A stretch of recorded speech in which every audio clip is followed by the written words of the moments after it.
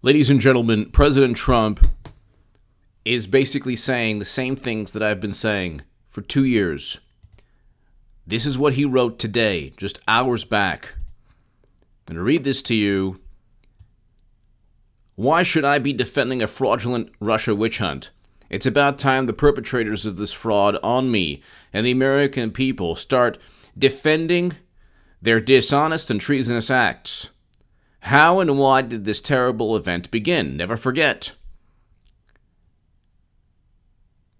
So let's get this straight. There was no collusion, and in fact, the phony dossier was a con job that was paid for by crooked Hillary and the DNC. So the 13 angry Democrats were investigating an event that never happened, and that was in fact a made-up fraud. I just fought back against something I knew never existed. Collusion with Russia, so ridiculous. No obstruction. The Russia hoax must never happen to another president, and law enforcement must find out. How did it start? What legal code do you think he's referring to? I believe it's 18 U.S. Code 371. If you look at 18, this is what they tried to use against him. This is what they tried to say he engaged in. For those who conspire to defraud the United States.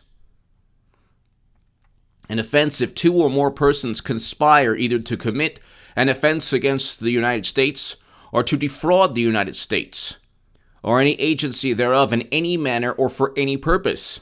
It's a very broad statute.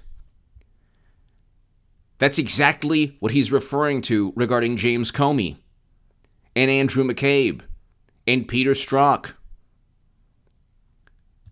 Let's just listen. Now, when you have Lindsey Graham, you have William Barr is already on board.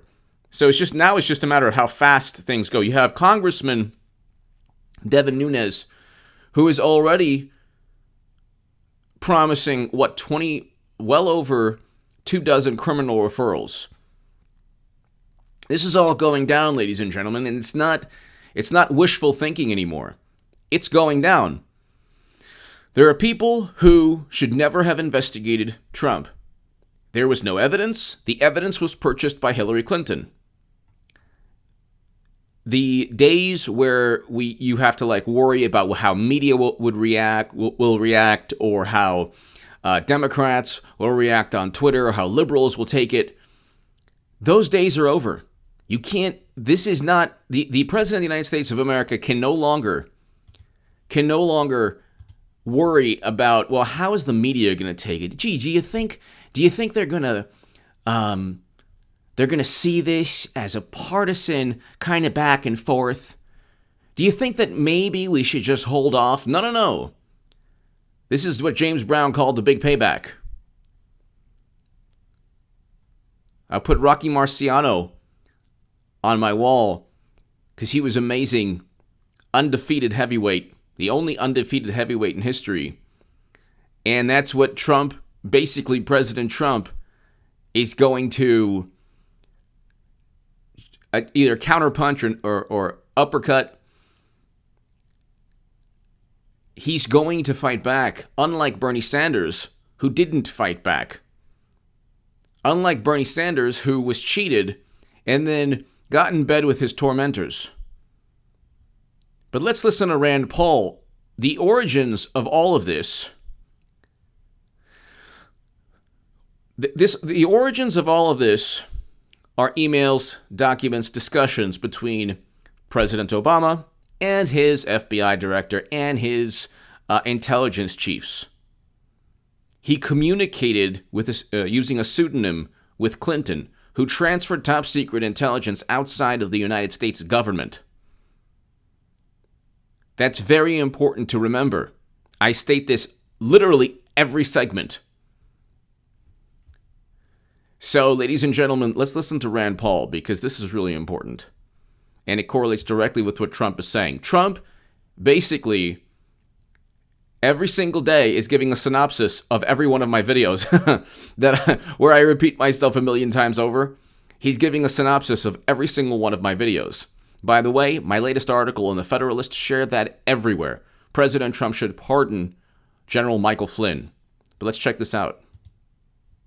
I'm asking unanimous consent that we modify this resolution and that we find out and gain access to all the communications between Comey, Brennan, and Clapper and the White House and President Obama, because I don't want to ruin this great country with politically motivated investigations year in and year out. Is there objection? Mr. President, The senator from Kentucky. reserving the right to object, I'm all for transparency. I think we should know as much about this investigation into the president as we possibly can.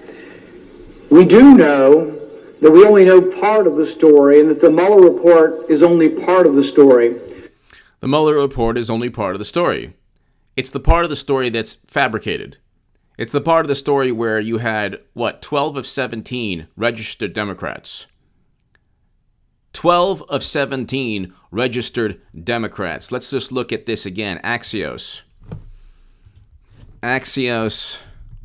Democrats, Mueller team. 12 of 17. Whoa. 12 of 17. The Democratic leanings of Bob Mueller's team. One donated $33,000 to Democrats. Another donated $16,000 to Democrats and defended Clinton in a legal matter regarding her email servers. One who is known for unethical behavior donated $4,000 to President Obama, $2,000 to the DNC. Another one donated money to Clinton and Obama, 2016, 2012. If you look at a let's see, fact check article, 12 of 17. Let's see, 12 of 17.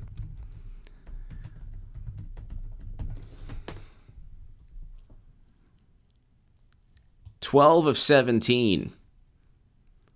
12 people on Mueller's staff are registered Democrats, PolitiFact. How on earth would they ever allow 12 of 17 to be Trump voters? Never, never. Could you imagine the 12 of 17 going to work with MAGA hats? Okay? No. But also the 5 remaining, one of the 5 was given the Steele dossier prior to even the election. So you have a completely partisan investigation. All establishment, establishment-leaning prosecutors, if not overt Democratic partisans. I mean, and they purchased their own investigation. And President Trump, like I stated in the beginning of this segment, he already knows what's taking place. He already knows that it's his turn. He's going for re-election. Not like Bernard Sanders, who is just going to give he's raising like, $18 million. He's going to give it all to the Democratic Party. Bernie has, and I say this with love and respect for people who still listen to me, Bernie has zero intention of winning. Absolutely zero intention of winning. None of them do. You think Biden knows? Biden thinks that he can win. He's done. He's done. Hillary's running again. She's just waiting. They all know this. Amy Klobuchar, Kristen Gillibrand, and then you have people that nobody's ever heard of running. Oh, we're running. I'm running now. Look, if it's just Clinton and Bernie or Clinton and Obama, very bad for Hillary. If you have another choice and Hillary, you're picking that other choice. Attila the Hun, Hillary. But if it's like 30 other people and Hillary Clinton, who do you think's going to win? That's like the perfect scenario for her. She wants as many people as possible to get in there. And it's just like a battle royale with Andre the Giant. He waits. Everyone's, beating each other up. He comes in the last second. You remember like the old WWF? You'd like see them running this person running and that person running. Wow, he's in here too. Whoa, amazing.